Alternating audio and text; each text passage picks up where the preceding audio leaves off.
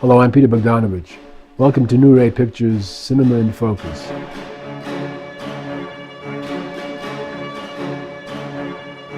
Join me as we journey into the origins and evolution of moving pictures.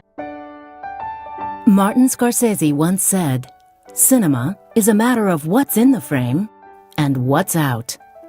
During cinema's first 10 years, filmmakers experimented with numerous means of filling the frame. A period of innovation then followed, which created the most influential medium of the 20th century, the movies. When people first saw moving pictures, they were somewhat used to pictures, photographs, that had been around since the Civil War or earlier. But moving pictures, pictures that move, that was something new.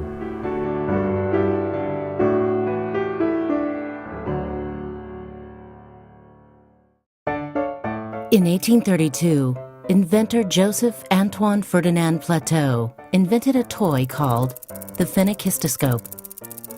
It created the illusion of motion in still images.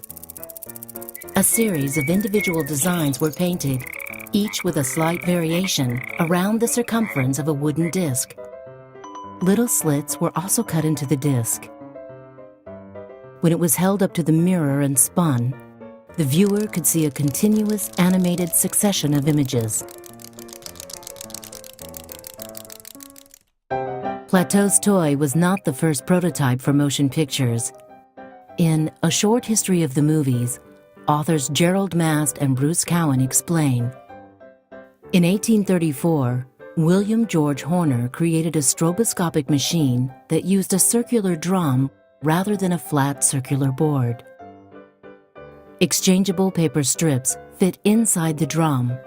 When the viewer looked through the slits, the pictures on the paper strips appeared in delightfully sequential motion. Horner called his toy the zoetrope. One of Méliès's favorite ways of transforming his reality was his use of black velvet in multiple exposure shots. By only exposing a portion of the frame and allowing the velvet to keep light from the film, he was able to matte and mask figures, which made them appear ghost-like.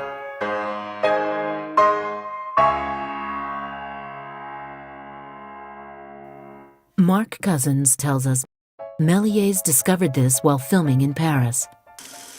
His camera jammed, and a moment later, it started up again. When he viewed the printed result, he noticed that since no film was exposed during the jam, streetcars suddenly jumped forward and people disappeared. Méliès proved the camera could create an event that never happened.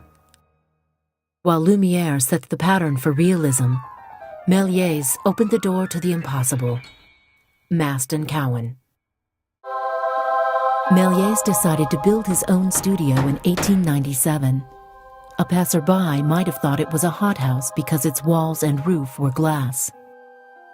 They were quickly disabused of this notion when they entered the magical world within. In just 1 year, Méliès created 78 films. 1902 saw the production of one of his most beloved, A Trip to the Moon.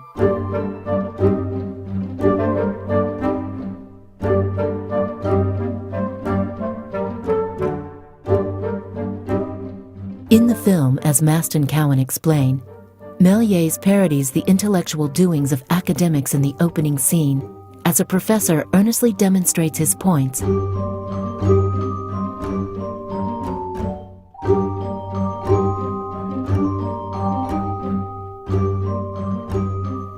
Delightfully whimsical in A Trip to the Moon are the rocket ship's landing with a splat in the eye of the man in the moon, and the jumpy gymnastics of the moon creatures who go up in smoke when the scientists whack them with their umbrellas.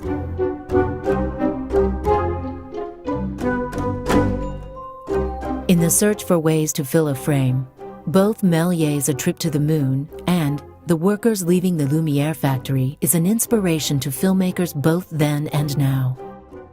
Such genres and formulas had grown out of a period of radical invention and raw experimentation. It had been only a few short years in the life of cinema, but those early filmmakers had gone a long way in helping the world figure out how to fill a frame.